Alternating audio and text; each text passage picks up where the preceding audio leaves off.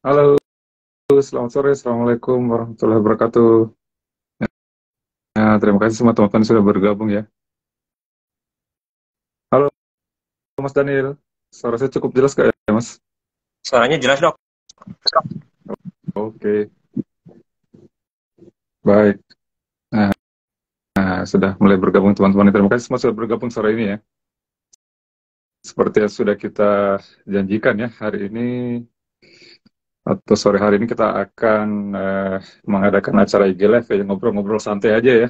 Kita akan membahas sebuah tema yaitu suatu kegawatan di bidang THT, yaitu tuli mendadak ya. Oke, Mas Daniel mungkin sudah bisa di-invite kita punya narasumber hari ini ya.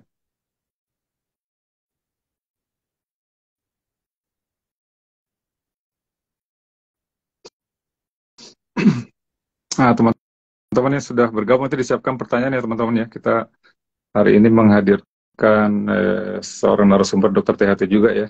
Beliau kebetulan konsultan di neurootologi. Jadi sesuai dengan tema yang akan kita bahas hari ini tentang tuli mendadak ya.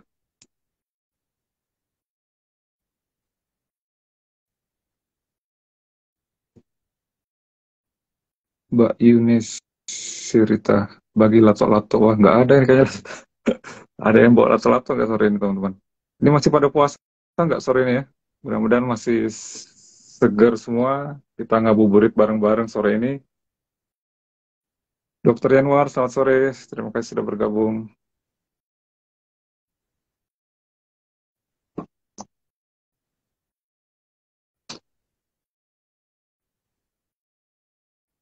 Baik, Mas Daniel, apakah Dokter Cacanya sudah bisa di-invite ya?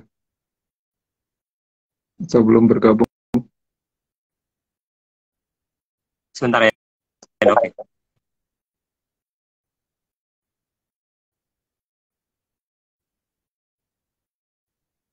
Iya, teman-teman gimana? Suara saya cukup jelas ya? Sinyalnya mudah-mudahan aman nih sore ini.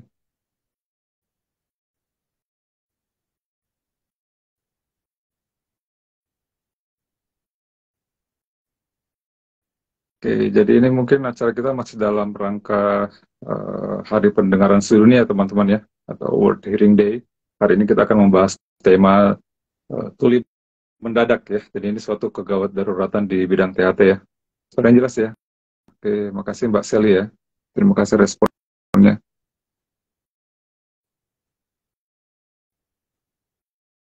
Kita tunggu dulu narasumber kita bergabung ya, teman-teman. Ini Dokter Cacanya udah bergabung nih.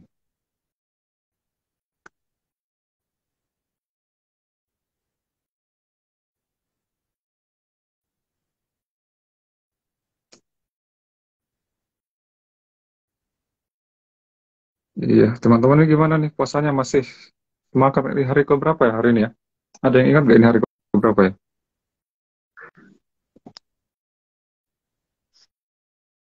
Nah, ini dia narasumber kita. Selamat sore, Dokter Caca. Assalamualaikum. Waalaikumsalam, Mas Muslim. Apa kabar nih? Alhamdulillah sehat. Wah, segar banget ini puasa nggak ini kok segar banget ini, mencurigakan ini kayaknya nih. Oh iya, barusan makanya gua terlambat sedikit tadi ada minum-minum dulu dikit kita. Iya. Oh iya ya, pantas kok segar ya. Oke, tapi ini kok kayaknya sinyalnya agak ini ya. Sinyal nggak bagus ya? Dokter Caca kok ya agak putus tapi gambarnya agak patah-patah ya. Suaranya cukup jelas ya Dokter Caca ya. Suara sih jelas di sini. Sebentar. Saya cuma cek dulu ya. Saya saya off dulu kali ya. Nanti saya on lagi. Oh nggak apa-apa Dokter Caca, lanjut aja ini udah bagus kok. Udah? Oke. Udah bagus ya. Baik, oke teman-teman juga sudah banyak bergabung Dokter Caca, mungkin kita bisa mulai aja Dokter Caca ya. Siap. Oke, jadi terima kasih buat semua teman-teman yang sudah bergabung hari ini. Kita ngabuburit bareng-bareng ya, ngobrol-ngobrol santai aja ya, jadi yang serius-serius banget nih. Soalnya udah pada lapar tentu jam segini nih. Bahaya kalau sampai serius-serius ya. Oke, seperti tadi sudah kita sampaikan bahwa hari ini kita akan ngobrol bareng pakar kita hari ini ya. Ada narasumber kita membahas mungkin masih terkait ya, Dr. Caca ya, dalam rangka Hari Pendengaran Sedunia ya, World Hearing Day. Nah, kita akan membahas tentang salah satu kegawatan di bidang THT yaitu tuli mendadak. Nah, nanti silakan teman-teman mempersiapkan pertanyaan-pertanyaannya ya, bisa disampaikan. Nanti kebetulan hari ini kita ada narasumbernya nih. Mungkin saya izin dulu Dr. Caca untuk memperkenalkan dulu ya. Mungkin teman-teman sebagian ada yang belum kenal dengan beliau ya. Jadi nama lengkapnya saya baca contekan takutnya salah baca nih ya. Jadi Dr. Fikri Mirza Putranto, SPTHTKL konsultan ya. Nah, beliau lebih dikenal biasanya panggilan akrabnya Dr. Caca ya. Mungkin dipanggil Dr. Caca nggak apa-apa ya dok ya, biar lebih akrab ya. Beliau ini kebetulan ya siap. Jadi aslinya beliau ini suku Jawa Padang ya teman-teman ya. Jadi Jawanya sekitar 46%, Padangnya 53% ya. Kemudian ada 1% lagi saya kurang tahu apa, nanti mungkin dijelaskan Dr. Caca ya. Beliau kebetulan ini lulusan asli FKU ini ya. Jadi S1-nya tahun 96 ya. Alhamdulillah berarti saya masih juniornya beliau ini. Tahun 96, kemudian PPD THT lulusnya tahun 2009. Kemudian juga beliau juga lulus S3 masih dari FKUI pada tahun 2019 ya teman-teman. Kemudian beliau sekarang juga sibuk ngajar nih sebagai dosen tidak tetap ya. Atau kalau dulu mungkin istilahnya Dokter Cahaya dosen luar biasa kayaknya dulu istilahnya ya. Sekarang jadi dosen tidak tetap ya. Atau dosen biasa di luar ya. Dosen tamu. Jadi dosen tamu atau dosen tetap. Beliau di FK Universitas Islam Nasional Syarif Hidayatullah, kemudian juga di FK Universitas Muhammadiyah Jakarta ya dok ya. Masih aktif sekarang dok di dua universitas tersebut ya. Betul lagi yang terakhir ya di SUI. Halo. Halo, ya baik, agak putus-putus terakhir dokter saya. Ya, sejak 2020 saya di Rumah Sakit Universitas Indonesia di Depok DSUI. Baik, di FKUI juga ya. Tadi ini mungkin belum lupa kita nggak masukkan. Lalu beliau juga sekarang prakteknya di Rumah Sakit UI juga dokter ya. Rumah Sakit UI. Yep. Kemudian satu lagi SIP-nya di Rumah Sakit Islam Cempaka Putih. Kemudian satu lagi tentu di ini ya, tempat berkumpulnya pakar-pakar THT terbaik di Indonesia nih, di Rumah Sakit Proklamasi Jakarta ya. Mudah-mudahan habis ini nanti lebaran saya dikirimi hampers dari Rumah Sakit Proklamasi ya. Baik. Atur aja juragan. Siap. Oke. Baik teman-teman, jadi hari ini karena kita membahas tema tuli mendadak, ini kan sebenarnya termasuk kalau di bidang THT itu di cabang neurootologi teman-teman. Jadi hari ini kita menghadirkan Dr. Caca ini, kebetulan beliau memang pakar atau konsultan di neurootologi.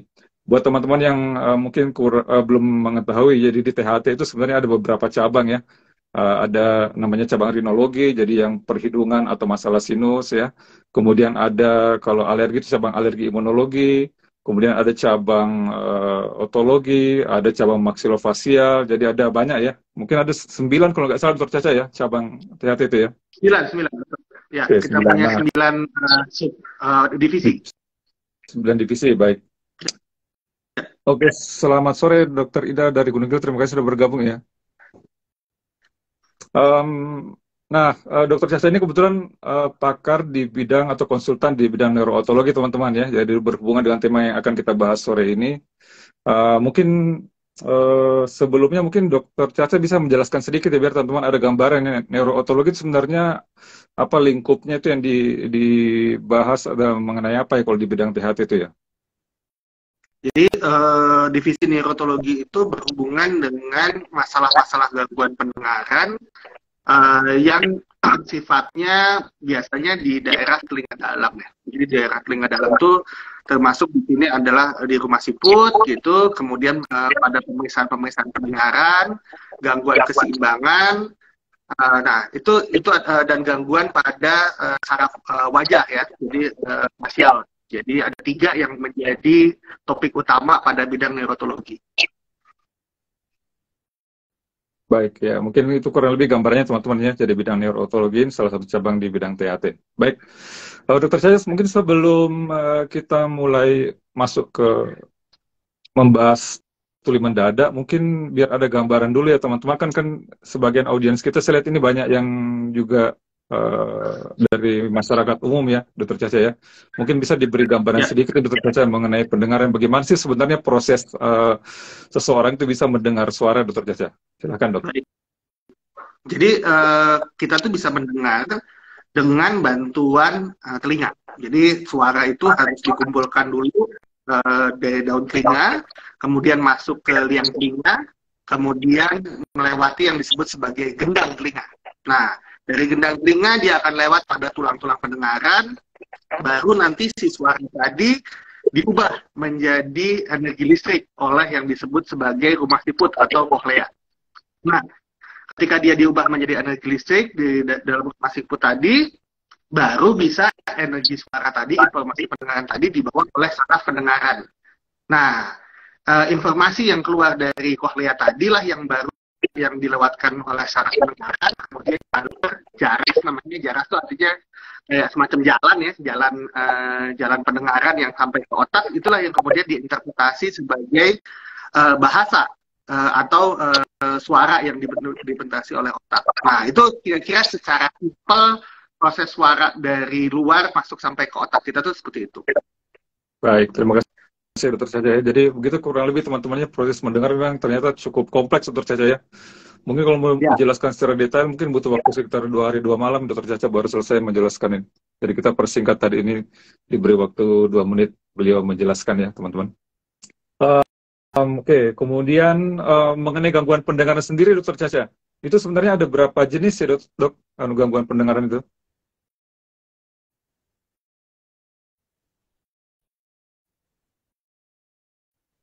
Oh, Mas Muslim, ini kok sinyalnya putus ya? Di saya apa di sana ya? Agak putus-putus ya sinyalnya. Dokter Caca, apa bisa dengar suara saya? Ya, di aku apa Motor ya? Suara Mas Muslim putus-putus di saya. Izin di tempatnya Dokter Caca, sinyalnya yang putus-putus, suaranya Dokter Muslim masih jelas. Oh iya, baik. Oh, sih. Sinyal saya apa mesti pindah ya? Tunggu sebentar, posisi kali. Aduh ya. Aduh, jalan-jalan. Baik, Dok. Ya, teman-teman silakan disiapkan pertanyaannya untuk Dokter Caca ya. Ini beliau sekarang lagi nyari sinyal ini. Ini nyari sinyal apa nyari takjil ini, Dok? Iya, nyari takjil sekalian nanti lah di sini. Nah, coba di sini yang deketan sama itunya. Lebih bagus nggak? Ya, kayaknya lebih lancar Dok. Silakan Dok, dilanjut lagi Dok. Lanjut. Ya itu. Ya, siap. Nah, biar nggak backlight. Oke, jadi ya tadi tuh prosesnya memang kompleks ya untuk suara masuk ke dalam, dan makanya segala sesuatu yang bisa menghalangi dia masuk ke dalam itu bisa menyebabkan terjadinya gangguan pendengaran. Ya. Mengenai jenisnya sendiri Dok, apakah ada macam-macam jenisnya gangguan pendengaran itu Dok? Ya, jadi gangguan pendengaran itu secara umum kita bisa bagi menjadi gangguan konduktif. Jadi kalau misalnya akses masuk sebelum ke dalam koklea, itu yang disebut sebagai gangguannya namanya gangguan konduktif. Misalnya ada kotoran telinga, misalnya ada infeksi telinga, misalnya ada benda asing di dalam telinga. Nah, itu semuanya menghalangi akses masuk suara ke dalam telinga. Nah, itu yang disebut sebagai gangguan konduktif.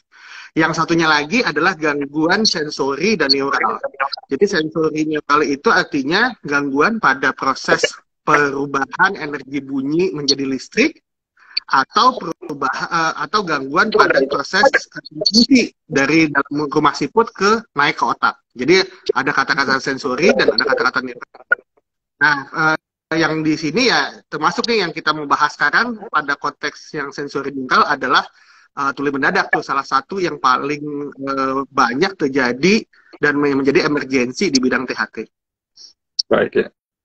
Jadi secara garis besar itu Dok ya, jadi ada yang gangguan konduksi, ada yang gangguan sensori, dan atau gangguan neural ya. Ya. Baik. Mungkin sekarang kita masuk ke tema kita hari ini nih Dok. Jadi mengenai tuli mendadak ya. Sebenarnya apa sih Dokter Caca itu ya? Definisi dari tuli mendadak itu. Kemudian apa sih bedanya sama mendadak dangdut ya? Kalau yang terakhir enak tuh, lebih mantap lah itu. Jadi kita mau bahas yang mana dulu? Yang pertama apa yang kedua nih? Kayaknya yang pertama aja dok ya. Yang kedua terlalu Yang jauh pertama. kayaknya. Nanti kita buat IG live-nya khusus buat yang kedua dok. Oke, jadi yang disebut sebagai tuli mendadak adalah satu, nama bulenya adalah idiopathic sensory neural sudden sensory neural hearing loss. Jadi idiopatik itu karena sampai saat ini banyak dari penyebabnya yang tidak faktor penyebabnya yang sebenarnya belum diketahui secara pasti. Sudden itu artinya adalah sesuatu yang bisa dinyatakan tiba-tiba. Tiba itu artinya gini, ada suatu masa di mana seorang bisa bilang, ya saya dengar dan saya tidak dengar. Jadi itu arti kata sudden itu seperti itu. Terus sensory neural karena memang kelainannya adanya di fungsi telinga yang tadi rumah siput dan di saraf pendengaran. Hearing loss artinya gangguan pendengaran. Jadi secara mudah artinya terjadinya kehilangan pendengaran baik secara tiba-tiba atau progresif dalam waktu 3 kali 24 jam yang kita bisa yang disebabkan oleh kelainan yang adanya di dalam rumah siput atau jaras auditori atau saraf pendengaran. Baik. Jadi walaupun dia progresif, dia harus berada di rentang 3 kali 24 jam ya Dokter Caca ya. Kalau lewat dari itu berarti tidak termasuk tuli mendadak ya. Betul. Jadi kalau misalnya dia dalam waktu 3 tahun ya enggak dong. Misalnya dalam 3 tahun ya makin lama makin jelek gitu. Enggak, itu enggak masuk pada tuli mendadak. Tapi yang tuli mendadak itu misalnya bangun tidur biasanya hilang pendengaran gitu. Atau rasa tertutup tiba-tiba. Atau misalnya lagi bawa mobil, buka jendela, terus habis itu orang suka nyalahin angin misalnya. Kena angin nih dok. Terus habis itu hilang pendengaran saya. Nah, jadi dia bisa mendefine, dia bisa menyatakan dengan jelas bahwa ini mendengar, ini tidak mendengar. Nah, itu yang disebut, jadi khasnya dari kata-kata sudden itu adalah tiba-tibanya itu. Baik, jadi nggak ada hubungannya sama angin ya dok ya? Soalnya kita di Indonesia ini kan sering banget ngerayain angin ya, ada angin duduk, ada masuk angin, ya, ada buang angin juga dok ya? Iya betul, Indonesia itu sangat banyak anginnya soalnya. Ya, baik dok. Baik dok, kita lanjut ke pertanyaan berikut dok. Ini kan sudah ada beberapa pertanyaan yang sudah kita kumpulkan ya dok ya. Mungkin kita pilih beberapa yang sesuai dengan tema kita hari ini. Baik, ada yang menanyakan mengapa kok ini menjadi suatu kegawatan dok di bidang THT gitu. Silakan dok. Baik, jadi oke. Secara penelitian orang mencoba untuk melihat kenapa sih bisa terjadi tuli mendadak. Ternyata tuli mendadak itu terjadinya akibat adanya sumbatan pembuluh darah atau gangguan pembuluh darah yang masuk ke dalam rumah siput. Itu dulu satu. Nah, kalau suatu organ di badan kita mengalami gangguan pembuluh darah ke sana, maka organ itu di awal akan mengalami suatu pembengkakan. Kemudian diikuti dengan proses kematian dari sel yang ada di dalam organ tersebut. Jadi tuli mendadak itu menjadi emergensi karena kalau misalnya gagal ditata laksana dalam waktu dini, maka dia akan menyebabkan suatu kondisi hilang pendengaran yang permanen. Nah, itu jadinya. Kenapa? Karena tadi habis bengkak, kemudian selnya mati. Nah, kalau udah sel mati di dalam rumah siput kita, beda nih sama kulit. Kalau kulit kita luka, dia bisa tumbuh lagi kan. Tapi rumah siput kita, sel rambut yang ada di rumah siput kita yang ubah suara jadi listrik, itu nggak bisa tumbuh lagi kalau dia udah mati. Jadi, even misalnya yang paling canggih, misalnya kita ngomong tentang stem cell sekarang. Belum bisa numbuhin rumah siput, si hair cell yang ada, sel rambut yang ada di rumah siput. Jadi begitu mati ya udah selesai mati, dia nggak bisa ditumbuhin lagi. Nah itu makanya jadi mendadak tuh, menjadi emergensi untuk segera ditangani supaya dia tidak menjadi suatu kelainan yang permanen. Baik, betul. Terima kasih. Jadi gitu teman-teman ya. Jadi kenapa kita masukkan dia di kegawatan karena memang butuh segera tata laksana karena kalau telat dilakukan penanganan maka bisa terjadi suatu ketulian yang permanen ya. Makanya kita masukkan ke dalam suatu kasus kegawatan. Baik. Kemudian pertanyaan berikut mengenai penyebabnya nih. Mungkin tadi Dokter Caca Ya, sudah sempat menyinggung ya, jadi tentang gangguan di sensorineural ya. Kira-kira apa aja sih yang bisa menyebabkan masalah sensorineural tersebut? Kemudian pertanyaan berikut terkait juga Dokter Caca, apakah ada juga penyebab lain selain gangguan sensorineural yang bisa mengakibatkan tuli mendadak tersebut? Baik, silakan Dokter ya. Caca. Jadi kalau penyebabnya yang disebut sebagai tuli mendadak yang sensorineural tadi adalah segala sesuatu yang berhubungan dengan pembuluh darah yang memperdarahi rumah siput tadi. Nah, bisa disebabkan oleh karena bentuk sumbatan. Jadi sumbatan itu biasanya aliran darahnya tersumbat, bisa seperti misalnya ada akibat dari misalnya gangguan pembekuan darah, atau misalnya gangguan pada aliran darah akibat misalnya kekentalan darah, atau misalnya segala sesuatu yang sebenarnya di badan kita bisa menyebabkan sumbatan pembuluh darah. Jadi misalnya kolesterol yang tinggi, gula DM, jadi diabetes mellitus ya, terus habis itu gangguan pembekuan darah, itu adalah 3 utama yang paling sering menyebabkan sumbatan. Nah, penyebab yang satunya lagi adalah gangguan pada, jadi ada virus. Jadi si virus ini bisa merusak tuh pembuluh darahnya, sehingga aliran darah yang masuk ke dalam rumah siput kita terganggu. Nah, jadi itu secara umum jadi ada 2 penyebabnya. Nah, atau misalnya aliran pembuluh darahnya ada yang neken. Jadi misalnya tumor di daerah saluran yang ada aliran darahnya ke dalam rumah siput, nah itu dia neken tuh. Kalau dia neken, awalnya dia nekennya aman, kemudian tiba-tiba dia nutup. Nah, lagi apes tuh dia tiba-tiba nutup, ya aliran pembuluh darah ke sana hilang jadinya. Gitu. Jadi walaupun sebenarnya kalau tumor itu biasanya lebih ada yang progresif ya, yang jangka panjang, tapi bisa juga ada laporan di luar negeri yang bilang kalau tumor itu juga bisa menyebabkan suatu sumbatan tiba-tiba di aliran pembuluh darah yang masuk ke dalam rumah siput. Nah, faktor yang lain tentu kan kita nggak bisa tahu ya. Kalau misalnya orang tadi ceritanya tadi, oh tiba-tiba kok kupingku nggak denger gitu ya. Apakah itu yakin penyebabnya dari sensorineural atau penyebabnya konduktif? Nah, penyebab-penyebab konduktif itu misalnya habis dikorek-korek kuping, kemudian kotoran telinganya nyumbat ke dalam. Nah, itu juga tiba-tiba bisa hilang tuh pendengarannya. Atau orang lagi batuk pilek, itu habis turun pesawat gitu, katanya telinganya ketutup. Tapi ini bukan pada konteks yang sensorineural hearing loss. Ini yang tadi konteksnya adalah gangguan akses masuk, jadi konduktifnya ceritanya. Jadi untuk menegakkan suatu diagnosis apakah seseorang ini gangguannya sensorineural atau konduktif, tentu harus dilihat ya sama dokter yang punya kompetensi untuk itu. Baik.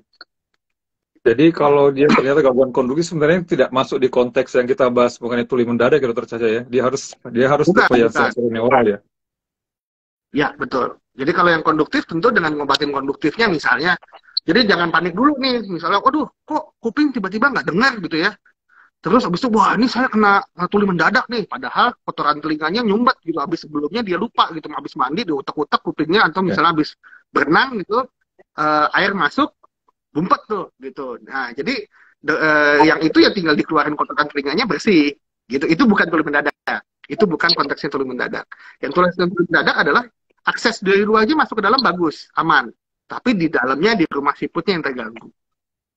Baik, saya rasa cukup jelas saja. Jadi teman-teman nggak usah khawatir ya, kalau ada yang tiba-tiba kok hilang pendengaran, jangan langsung berpikiran ini suatu gangguan sensorineural ya tuli mendadak yang kita bahas hari ini, karena mungkin bisa juga tiba-tiba tertutup karena kotoran telinga ya, tiba-tiba mungkin juga gangguan pendengarannya muncul karena misalnya kena batuk pilek. Jadi silahkan aja segera diperiksakan ya apabila teman-teman ada yang mengalami gangguan tuli mendadak. Nanti dokter yang akan menilai, menentukan ini diagnosisnya apa dan akan diobati sesuai dengan kelainan yang ada. Saya rasa gitu Dokter Caca ya. Baik. Siap. Ini mungkin yang cukup penting ya Dok. Mungkin juga buat masyarakat umum dan juga sejauh dokter umum ini Dok. Pertanyaan berikut. Bagaimana gejala atau ciri-ciri dari tuli mendadak itu Dokter Caca? Baik, jadi tadi kita cerita tentang pembuluh darah ya, pembuluh darah yang memperdarahi rumah siput. Yang namanya rumah siput kita itu adalah suatu organ yang terdiri sebenarnya 2 fungsi. Yang pertama adalah mempengaruhi fungsi pendengaran, yang kedua adalah mempengaruhi fungsi keseimbangan.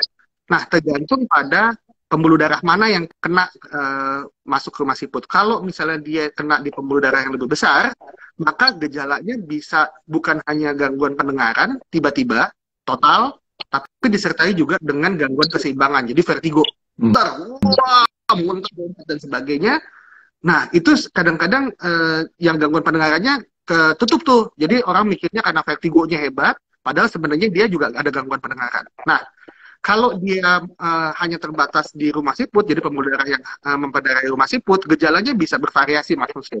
Bisa dari rasa telinga tertutup, seperti mirip seperti orang batuk pilek, tuli hilang, jadi hilang pendengaran, bless, sama sekali nggak ada pendengaran, atau bedenging yang terus-menerus.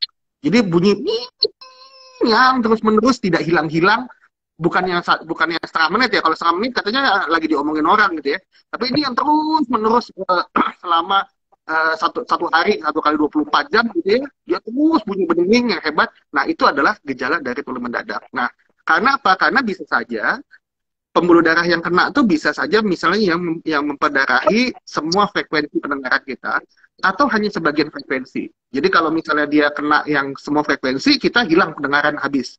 Kalau yang hanya kena ke frekuensi yang rendah, rasanya seperti orang ditutup telinganya, sama seperti gangguan konduktif.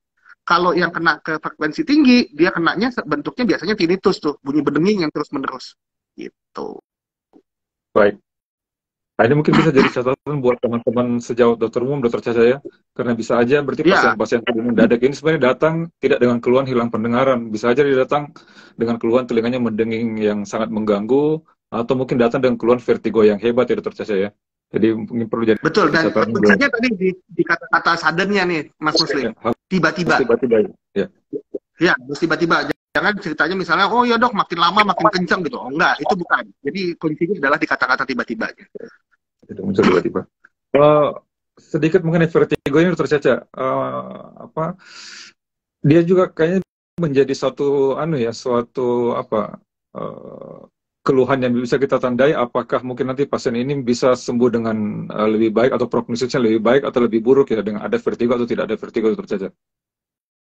Betul. Jadi kalau misalnya gangguan pendengaran tiba-tiba yang disertai dengan vertigo tiba-tiba, artinya pembuluh darah yang kena yang lebih besar. Jadi lebih proksimal lah istilahnya kita di kedokteran, lebih di awal. Nah, pembuluh darah yang terkena yang lebih di awal itu kalau misalnya dia kena, artinya penyebab gangguan pendengarannya lebih berat, dan itu memang salah satu faktor resiko dia tidak benar untuk sulit untuk balik lagi gitu loh. Kalau sebenarnya ditata laksana secara, apalagi kalau ditata laksananya terlambat. Jadi biasanya misalnya gimana, vertigonya dulu diberesin gitu ya, terus habis itu si gangguan pendengarannya belakangan baru dinotis pasien setelah lebih dari 2 minggu. Nah, itu yang bikin menjadi si gangguan pendengaran ini sulit untuk balik lagi, karena biasanya vertigonya hilang tuh, makin lama makin hilang, tapi si gangguan pendengarannya menetap. Baik, saya rasa cukup jelas saja. Kemudian pertanyaan berikutnya dok. Apakah yang harus dilakukan ya apabila ada pasien yang mengalami tuli mendadak? Oke, pertama tentu pastiin dulu bahwa ini tuli mendadak. Jadi tadi ya, kalau misalnya ini yang untuk adik-adik koas atau dokter umum atau teman sejawat, lihat dulu telinganya, bersih atau kotor. Bersih, oke. Kalau bersih, maka yang paling mudah adalah kalau misalnya untuk adik-adik koas, untuk dokter umum, adalah kerjakan penala. Penalanya kemana? Ke sisi sehat atau ke sisi sakit, gitu ya. Kalau penalanya ke sisi sehat, artinya ini adalah tuli sensori neural, gitu ya. Jadi yang telinga bersih, gendang telinga utuh, yang paling sederhana adalah lakukan penala. Penala itu bisa dikerjakan oleh semua dokter umum, bahkan nggak mesti dokter spesialis THT.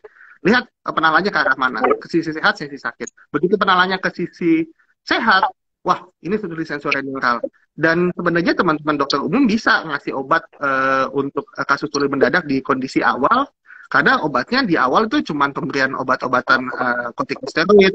Nah, cuman mungkin nggak bisa dilakukan pada orang-orang dengan faktor risiko seperti misalnya diabetes mellitus misalnya. Nah, itu bukan lagi jatahnya dokter umum, itu mesti masuk lagi ke dokter spesialis. Kalau misalnya tuli mendadak dengan gejala tambah, dengan penyakit penyerta yang lain seperti tadi. Baik. Nah, ini mungkin penting buat info tadi untuk teman-teman kita sejawat dokter umum, ada beberapa cukup banyak yang hadir hari ini, Dokter Caca. Jadi tidak usah kecil hati, dengan senjata garpu tala kita bisa menegakkan apakah ini gangguannya sensorineural atau bukan gitu. Jadi begitu dia mendadak gangguan sensorineural, kita arahnya baru kita curiga dia suatu tuli mendadak gitu mungkin, Dokter Caca ya. Garpu tala ya. Betul betul. Tata laksana yang karena kan mungkin misalnya dokter spesialis THT-nya agak jauh ya, tapi dia datang dulu ke dokter umum. Dengan itu dia bisa kasih tata laksana di golden period. Jadi di tuli mendadak tuh kita ada istilah golden period, Mas Muslim. Waktu di mana pemberian obat itu paling baik itu di bawah 1 sampai 2 minggu sejak kejadian. Paling idealnya di bawah 1 minggu. Jadi kalau misalnya dikasih obat di bawah 1 minggu, diharapkan kasus tuli mendadaknya penanganannya bisa balik lagi nih. Nah, itu kalau misalnya dia jauh dari dokter spesialis THT, tentu teman-teman dokter umum yang akan pertama kali melakukan tata laksana pada kasus ini. Baik. Tadi ada sejauh dokter umum yang melanjutkan pertanyaan ini, Dokter Caca. Untuk pemberian steroid ini, Dok, pilihan obatnya apa, dosisnya seberapa, dan diberikan berapa lama? Biasanya kita kalau misalnya untuk kalau misalnya saya ngajar juga untuk adik-adik koas sama dokter umum, biasanya kalau secara konsensus pemberian obat untuk kasus tuli mendadak adalah metilprednisolon 1 kali 48 mg. Nah, ini ada yang diberikan 5 hari, ada yang diberikan 3 hari continuously dan dalam single dose ya. Jadi dalam 1 kali dosis berikan 1 kali 48 mg. Kenapa masih single dose? Karena memang yang dibutuhkan dalam pembuluh darah kita adalah dosis yang langsung tinggi. Jadi jangan takut, lebih baik misalnya memberikan corticosteroid high dose dengan memberikan obat lambung dibandingkan dengan membagi dosisnya. Karena nanti kalau dibagi dosisnya nggak nyampe tuh kadar obatnya ke dalam rumah siput kita. Karena kan rumah siput kita tuh pembuluh darahnya kecil tuh, Mas Muslim. Jadi kalau misalnya dikasihnya dosisnya cuma 8 mili gitu, ya dia nggak sampai ke sana gitu. Jadi memang harus dalam bentuk single dose 1,8. Nah, kalau dalam 5 hari dia nggak ada perbaikan, tentu ini adalah waktunya untuk diagnosis yang benar. Jadi apa? Bawa ke dokter spesialis THT, paling tidak nanti di sana mereka akan dikerjakan pemeriksaan pendengaran objektif. Misalnya audiometri, kemudian timpanometri, pasti ini bahwa memang benar kelainannya adanya di dalam. Nah, kalau misalnya dibutuhkan, kita akan masuk pada yang disebut sebagai terapi tahap lanjut dari tuli mendadak, yaitu adalah penyuntikan obat ke dalam telinga tengah untuk supaya obat itu bisa masuk ke dalam rumah siput secara langsung. Nah, pemberian penyuntikan obat ini bisa juga dilakukan pada kasus-kasus yang memang tidak boleh diberikan obat steroid secara sistemik. Contohnya, nah kalau misalnya dikasih steroid kan efek sampingnya kalau orang diabetes kan gula darahnya bisa tiba-tiba naik nih. Kita ngobatin tuli mendadak, tapi nanti dia masuk ke rumah sakit gara-gara KAD kan, repot jadinya kan gitu kan. Nah jadi penyuntikan obat langsung ke dalam telinga tengah itu diindikasikan pada kasus yang gagal dengan terapi awal atau pada kasus dengan penyakit penyerta yang tidak memungkinkan untuk diberikan steroid secara sistemik seperti itu. Baik. Ini tadi ada pertanyaan dari teman-teman di PGPKT Cimahi, Dokter Caca. Apakah injeksi intravenous panik ini bisa menyebabkan OME, otitis media efusi? Otitis media efusi sebenarnya tidak. Jadi gini, yang pertama harus benar ya. Yang kedua adalah jadi harus benar itu artinya minimal harus melihat dengan langsung, tidak boleh pakai mata biasa. Jadi kalau mau pakai mikroskop boleh atau pakai endoskop supaya kelihatan benar tuh gendang telinga yang mau kita injeksi. Terus yang kedua, memang setelah ada obat masuk di dalam, pasien tentu akan merasa akan ada telinganya rasa penuh. Nah, ini inform concern-nya harus benar nih sama pasiennya. Bu, Pak, nanti habis disuntik tentu telinganya akan ada obat di dalamnya. Rasanya penuh, mungkin 1 kali 24 jam sampai 2 kali 24 jam hilang. Gitu ya, jadi jangan panik dulu. Apalagi kalau pasien-pasiennya cuma punya 1 pendengaran, jadi sisi sebelahnya nggak dengar. Wah, itu kan panik banget, Mas Muslim. Udah tinggal kuping cuma 1, terus habis itu rasanya tambah penuh tuh kalau misalnya dikasih obat. Nah, jadi itu makanya kita sebagai dokter harus mampu memberikan informasi sejelas mungkin pada pasien, karena kita berhadapan dengan kasus yang kalau nggak ditata laksana dengan benar secara dini, ini kasusnya menetap gitu. Jadi akan menjadi suatu kecacatan yang permanen. Baik. Jadi tadi mungkin yang digarisbawahi inform consent Dokter Caca ya. Jadi kita menjelaskan ke Betul, pasien betul. pada tindakan bahwa memang Ya, akan rasanya nggak nyaman, telinga terasa penuh. Mungkin kurang lebih sama kayak pasien kalau kita resepin obat tetes telinga juga Dokter Caca ya. Sebagian pasien kalau kita betul, betul. nggak menjelaskan, kadang ada pasien yang cuma pakai sekali, habis itu nggak dipakai Dokter Caca tetes telinga itu. Karena kan dok saya habis pakai kok jadi terasa penuh telinganya nggak nyaman gitu. Jadi memang perlu kita jelaskan inform consent ke pasiennya. Baik, terima kasih. Ya, ya, ya. Ada tadi Kalau pertanyaan perlu bagus sebenarnya pada kasus ini kan kita melakukan tindakan nih Mas Muslim. Saran saya adalah dokter yang melakukan tindakan, kalau misalnya melakukan tindakan intratimpani itu inform consent-nya harusnya ditulis nih Mas Muslim, jangan cuma diomong. Gitu. Jadi supaya kita tuh pasien tuh benar-benar membaca apa yang kita mau jelasin dan benar-benar mengerti apa yang mau kita jelaskan. Kan kita kalau misalnya obat tetes telinga mah nggak usah pakai inform consent tertulis gitu ya. Tapi kalau ini kan tindakan, jadi saran saya kepada teman-teman semuanya, lakukan inform consent secara tertulis pada setiap kali mau melakukan tindakan intratimpani.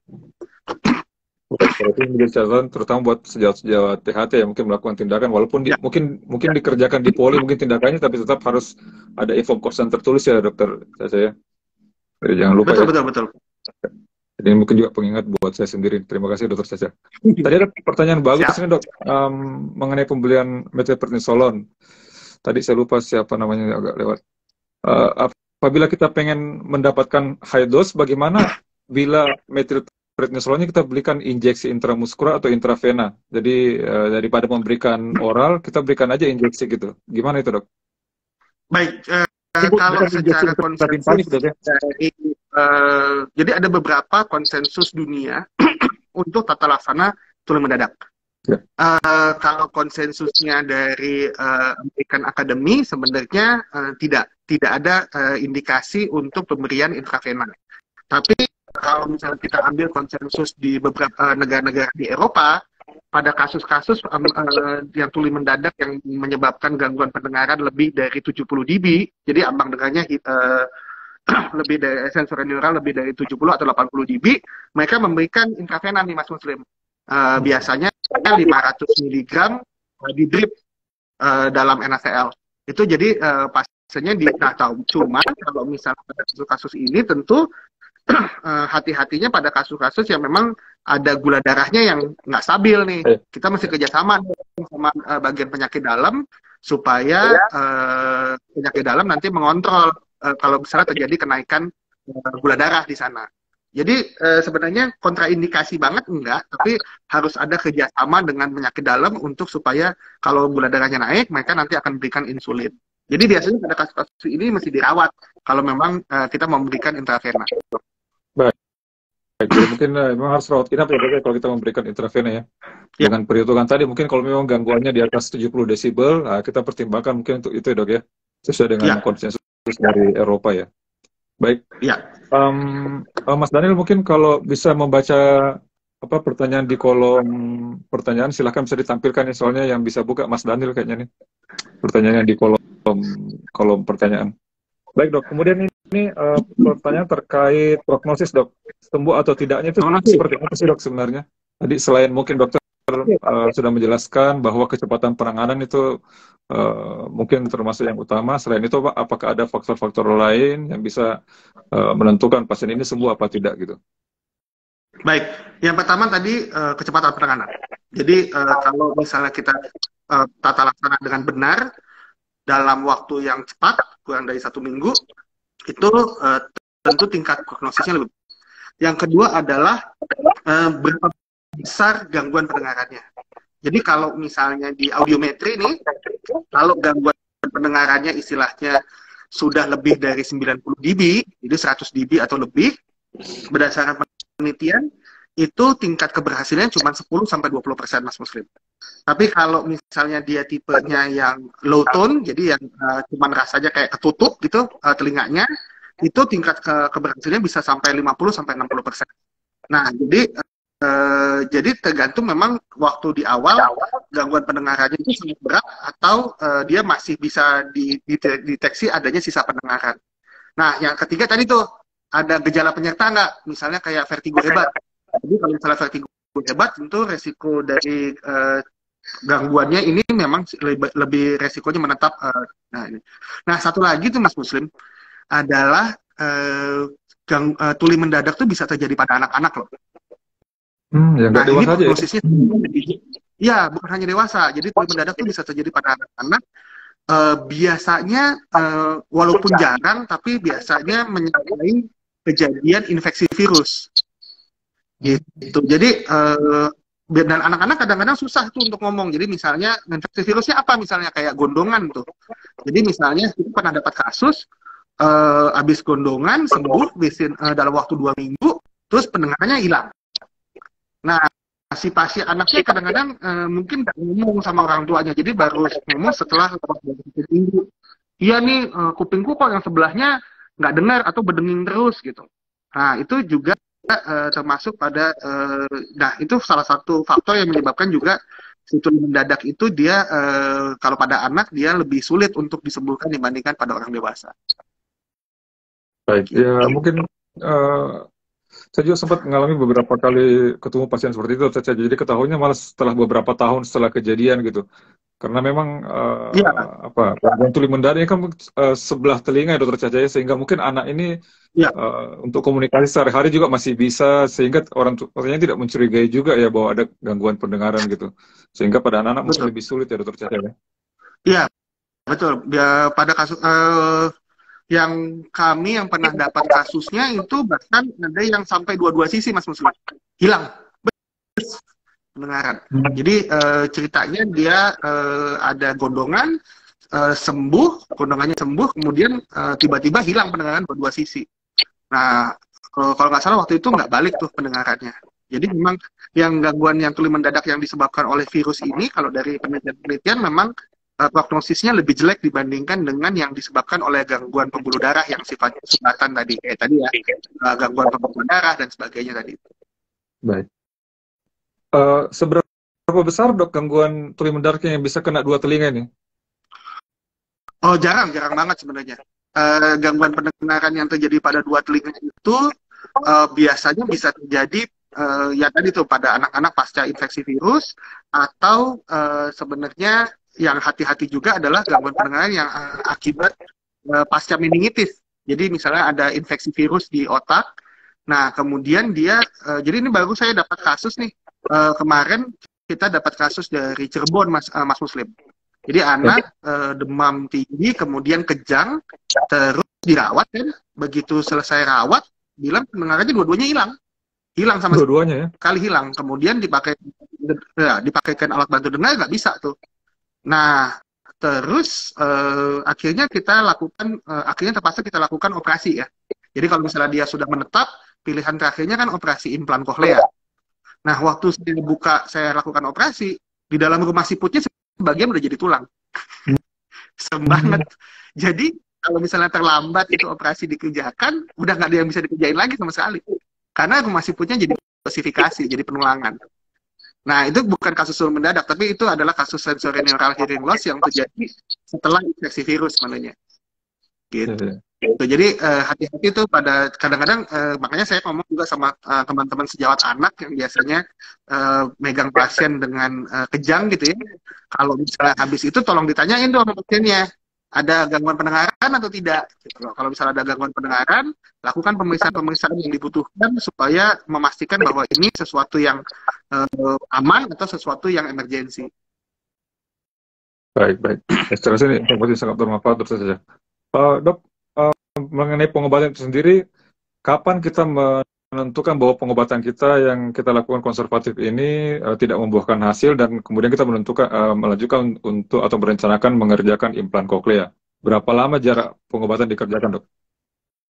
Baik, jadi pengobatan, jadi kan tadi kan kita bilang pengobatan tahap awal itu adalah pemberian steroid baik secara oral maupun secara sistemik ya Muslim. Biasanya kita evaluasi tiap minggu. Jadi kalau misalnya dalam 1 minggu pertama dia nggak ada perbaikan yang bermakna, perbaikan bermakna itu adalah makanya tadi kalau misalnya di dokter ini kan pakai penala ya.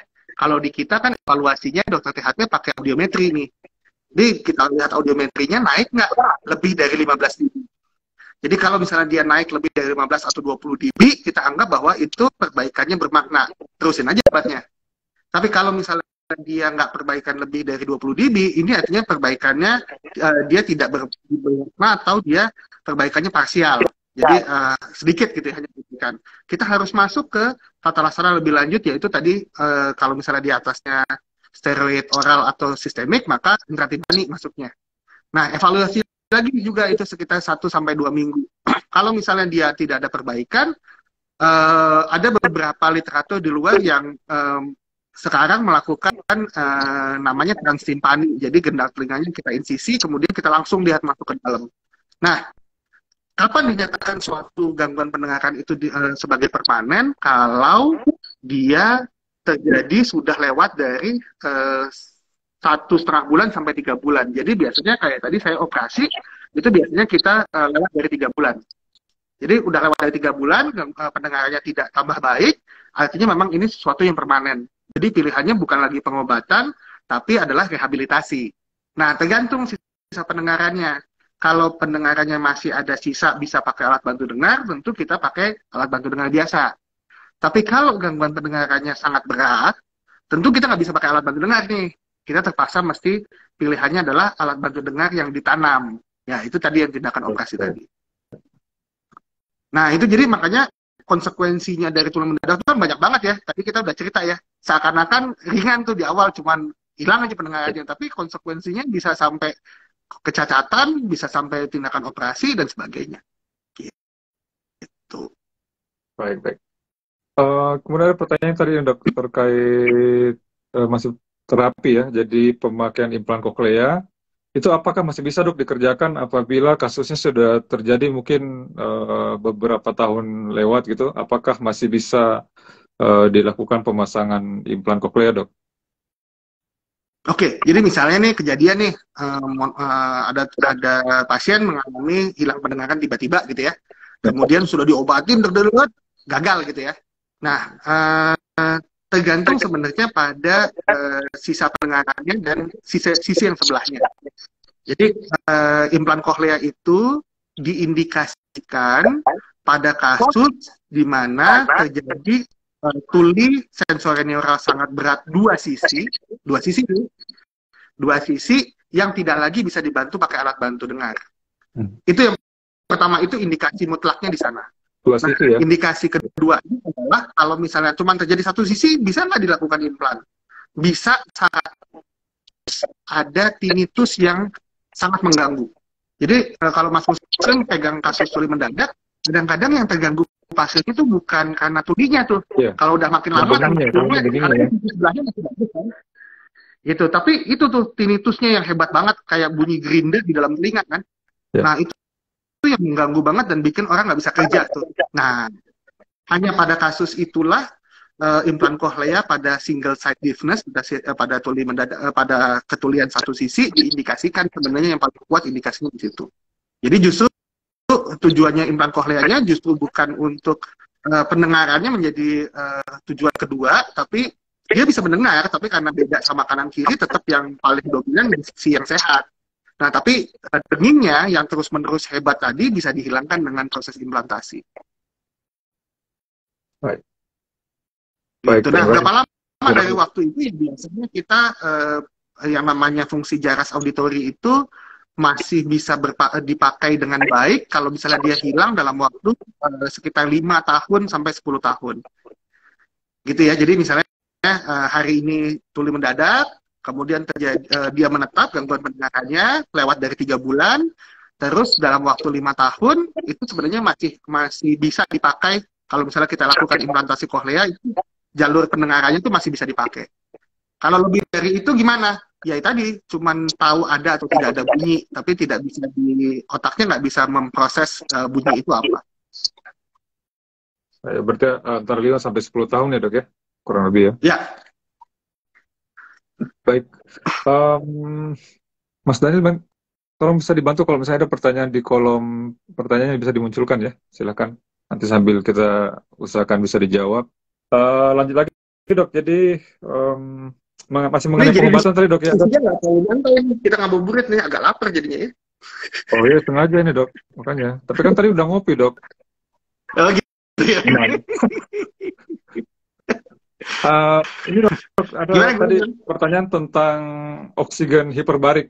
Ya, jadi Ya, terapi hiperbarik oksigen itu gimana dok? Apakah memang terbukti bisa memperbaiki fungsi pendengaran pada tuli mendadak ini dok? ya. Tentu tadi pertanyaan adalah harus dilakukan secara dini. Jadi hiperbarik oksigen itu merupakan salah satu optional terapi yang kalau misalnya dari konsensusnya American Academy itu adalah salah satu optional terapi pada kasus tuli mendadak. Yang biasanya kita tambahkan pada terapi utamanya. Jadi misalnya tadi kita berikan terapi oral atau terapi sistemik, tadi yang injeksi. Nah, kita tambahkan terapi hiperbarik tuh di situ. Gunanya adalah sebenarnya jadi gini, kan konsepnya tadi tuli mendadak itu kan karena ada gangguan pembuluh darah yang masuk untuk memperdarahi masiput ya, koklea.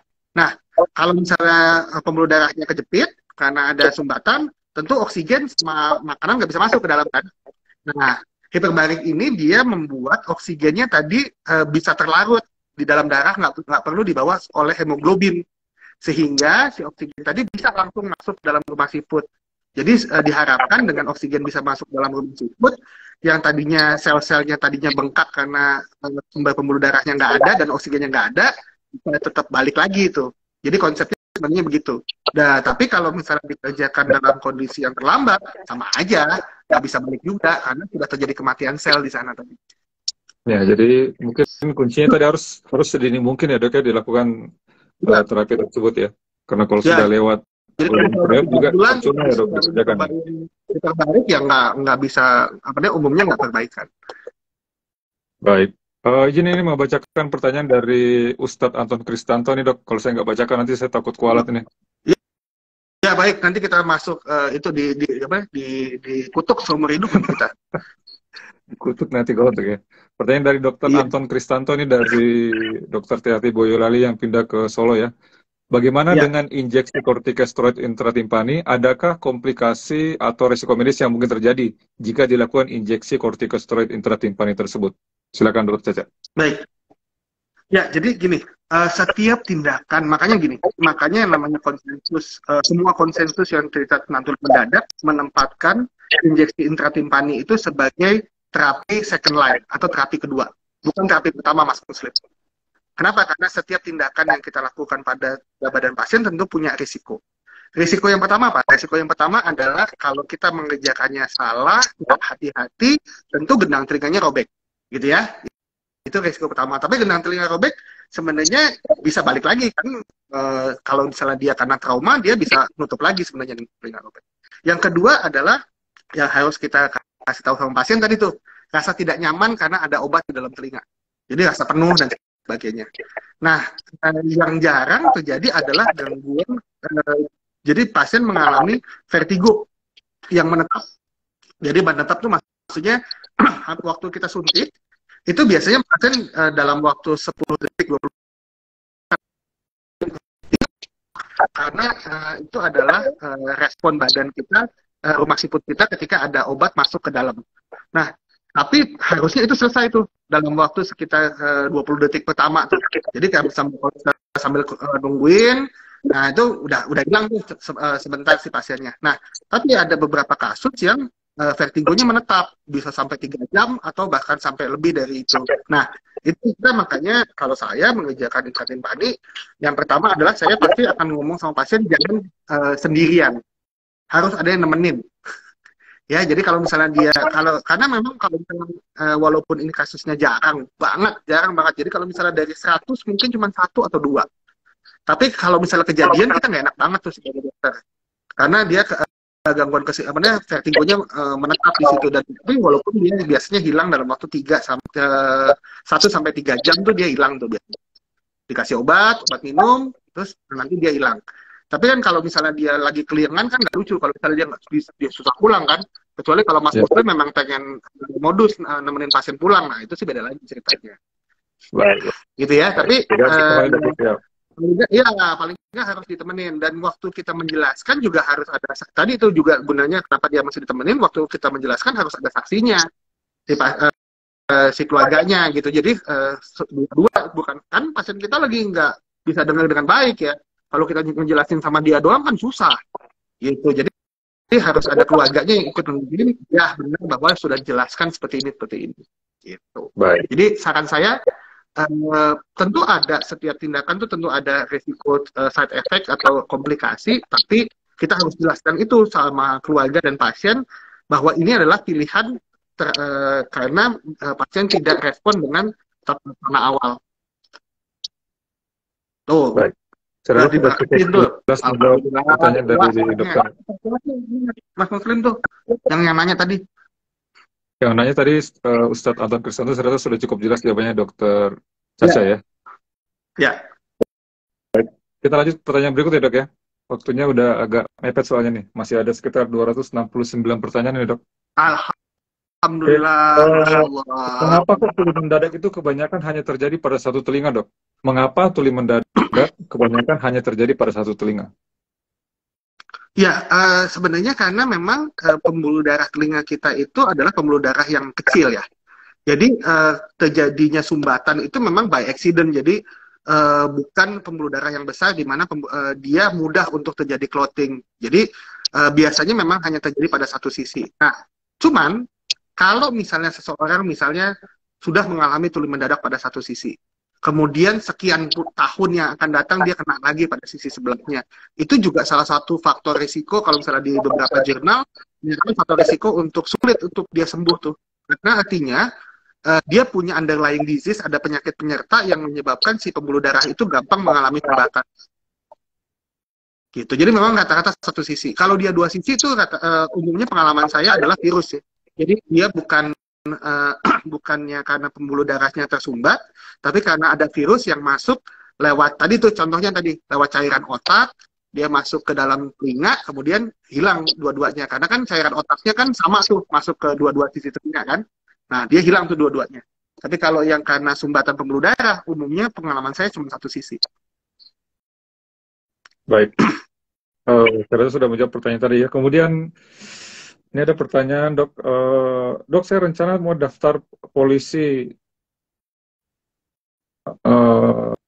atau daftar tentara. Apakah masih bisa apabila menderita tuli sebelah? Waduh, ini bisa mau dijawab apa enggak nih dok? Jadi nanya ke dokes ya. Jadi dia menanyakan dia menderita tuli sebelah, tapi berencana mau daftar polisi atau tentara. Apa bisa? Setahu saya agak susah ya. Karena kan ada harus tes pendengaran itu ya dok ya, salah satu syaratnya ya. Iya, tapi tunggu dulu mas mengalami gangguan pendengarannya karena saraf atau karena gendang telinganya yang bermasalah? Baik. Kalau gendang telinganya bermasalah kan kalau diperbaikin pendengarannya balik lagi nih. Jadi jangan kecil hati dulu kalau menurut saya. Periksa dulu ke dokter. Ini masalahnya di mana? Masalahnya di saraf atau masalahnya di sistem konduktif tadi, di tulang pendengaran atau di gendang telinganya. Kalau itu dia di tulang pendengaran atau gendang telinga, kita perbaikin gendang telinganya, tentu pendengarannya bakal lebih bagus lagi dan mas bisa tetap dengan cita-citanya gitu loh. Jadi jangan membuat self diagnosis bahwa oh pendengaranku sebelah kedengeran gitu. Ini pasti saya tuli mendadak. Ya jangan dong, kasihan amat hidup lo. Jadi periksa dulu ke dokter, nanti kita coba perbaiki. Kalau misalnya bisa diperbaiki. Tentu kita akan menyatakan bahwa memang ini gangguannya sifatnya bisa diperbaiki atau ini suatu kelainan yang menetap. Itu ceritanya. Ya. Jadi nanti jangan-jangan dengan kita ngobrol begini Mas Muslim terus habis itu orang pada takut gitu loh mendaftar, padahal sebenarnya cuma misalnya gendang telinganya bolong kecil, diperbaikin dia bisa balik lagi. Lah ya jangan dong. Sedih nanti orang tuanya ya.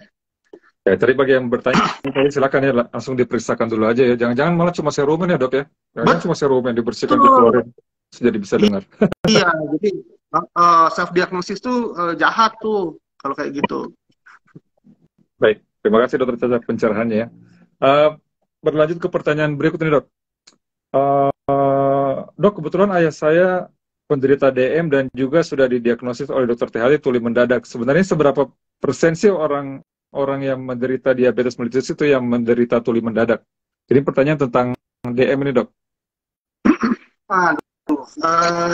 Pertanyaannya kalau misalnya kita bicara DM, apalagi DM yang lama, tentu kita ceritanya bukan berapa persen ya. Setahu saya, prinsipnya gini, ada suatu penelitian yang menyatakan bahwa kalau misalnya dia mengalami gangguan diabetes mellitus. Kemudian akibat dari proses diabetes mellitus itu terjadi gangguan pada pembekuan darahnya, dia punya resiko 5 kali lebih besar untuk terjadi tuli mendadak. Tapi persentasenya jadi tuli mendadak nggak bisa istilahnya nggak bisa digeneralisir nih pada kasus DM, karena misalnya kasus DM-nya misalnya terkontrol ya aman, nggak masalah. Tapi kasus DM yang tidak terkontrol, bukan hanya tuli mendadak loh, hati-hati, bisa juga mengalami saraf pendengaran. Yang tadi kita baru ngomong tuli mendadak, ini kan kita ngomong tentang rumah siput nih. Padahal di belakang rumah siput tuh ada saraf pendengaran yang itu juga bisa terganggu fungsinya kalau misalnya mengalami diabetes mellitus yang lama yang tidak tertangani dengan baik. Baik, jadi meningkatkan risiko ya dok ya, apabila punya DM yang tidak terkontrol. Meningkatkan risiko, cuman tidak bisa digeneralisir bahwa setiap orang DM pasti akan bakal jadi tuli mendadak, tidak. Baik, saya rasa sudah menjawab pertanyaan tadi dok. Kemudian ini ada lagi pertanyaan terkait hipertensi nih dok. Apakah bisa dok hipertensi menyebabkan tuli mendadak? Kalau bisa seperti apa namanya patofisiologinya? Wah, ujian koas nih. Ini kayaknya nanya aneh. Jadi koasnya jadi kayaknya ini ada ujian koas. Jadi gini, sebenarnya kan hipertensi itu kan bisa disebabkan oleh karena jadinya kekakuan dari pembuluh darah ya. Nah, jadi kekakuan dari pembuluh darah itu kan terjadi akibat gangguan dari sistem si pembuluh darahnya. Nah, gangguan di sistem pembuluh darah itu bisa menyebabkan terjadinya trombus-trombus tuh. Nah, si trombus tadi yang bisa melayang-layang, by accident masuknya ke dalam telinga. Jadilah dia tuli mendadak. Kalau dia masuknya melayang-layang, masuknya ke dalam jantung, jadinya jadi gangguan jantung ya. Kalau misalnya dia melayang-layang masuknya ke mata, jadinya jadi buta mendadak tuh. Ada. Jadi pembuluh darah yang masuk ke matanya ya kesumbat aja di sana. Atau kalau misalnya dia masuknya ke otak ya jadi stroke. Gitu. Jadi semua itu sebenarnya tergantung pada si trombus tadi masuknya kemana. Gitu. Baik, saya rasa sudah cukup menjelaskan ya. Dokter Daniel, apakah ada pertanyaan yang belum terjawab di kolom ini? Silakan kalau bisa dibacakan kalau boleh atau ditampilkan pertanyaan. Izin dok, kalau dari kolom pertanyaan sudah terjawab semua. Sudah terjawab semua? Cuma ada satu. Ya, sebenarnya kalau yang di catatan kita sini masih banyak sekali, masih ada sekitar 162 pertanyaan lagi, tapi waktunya kayaknya udah nggak cukup ini ya. Ya mungkin... Iya, nanti kita maghrib ya. Sedikit ada mungkin kesimpulan dari Dokter Caca dok ya, untuk take home message audiens kita, teman-teman kita yang sudah hadir sore ini. Sebelum kita tutup, mungkin ada yang bisa disampaikan dok, silakan. Baik, untuk teman-teman orang awam, segera periksa ke dokter apabila mengalami kehilangan pendengaran tiba-tiba. Karena kalau misalnya ditata laksana secara dini, insya Allah bisa diperbaiki. Nah, untuk teman-teman sejawat dokter umum, jangan lupa pada pemeriksaan otoskopi dan pemeriksaan penalang. Karena itu adalah kuncinya adanya di Anda. Jadi mungkin akan ketemunya sama Anda teman-teman dokter umum dibandingkan ketemu sama dokter spesialis THT yang jumlahnya lebih sedikit. Nah, dengan dokter spesialis THT tentu take home message-nya adalah informed consent harus kita lakukan dengan baik. Itu karena setiap tindakan kita yang kita lakukan pada pasien tentu punya risk dan benefit yang harus kita jelaskan sama pasien kalau perlu dalam bentuk tertulis. Yang kedua adalah tingkatkan kompetensi supaya tindakan-tindakan tata laksana yang kita lakukan pada pasien itu bisa menjadi manfaat bagi pasien. Demikian Mas Muslim. Baik, terima kasih sekali Dokter Caca. Tadi teman-teman sudah ditimak ya. Prosesnya beliau untuk teman-teman kita yang umum, buat juga dokter-dokter sejawat dokter umum, ada juga message buat sejawat THT. Terima kasih sekali Dokter Caca. Sore ini sudah menyediakan waktu untuk kita ngobrol mengenai tuli mendadak. Mudah-mudahan lain waktu bisa kita ajak lagi untuk membahas tema-tema yang lain, dokter ya. Untuk pertanyaan-pertanyaan belum terjawab nanti mungkin bisa silakan nanti bisa DM ke Dokter Caca ya. Bukannya ke Mas Muslim. Oh jangan dong, nanti salah jawab nanti.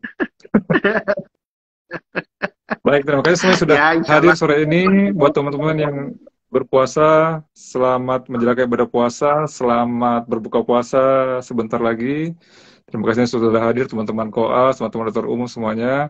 Sampai bertemu di acara IG Live Perhati KL berikutnya ya. Nanti akan kita infokan di akun Perhati KL Pusat, dipantau terus ya teman-teman ya. Terima kasih semua. Assalamualaikum warahmatullahi wabarakatuh. Terima kasih dokter Caca. Sampai ketemu lagi dok. Berterima kasih dok ya. Assalamualaikum. Ya. Waalaikumsalam. Mas Daniel, terima kasih ya. Terima kasih semuanya. Mari, terima kasih Daniel.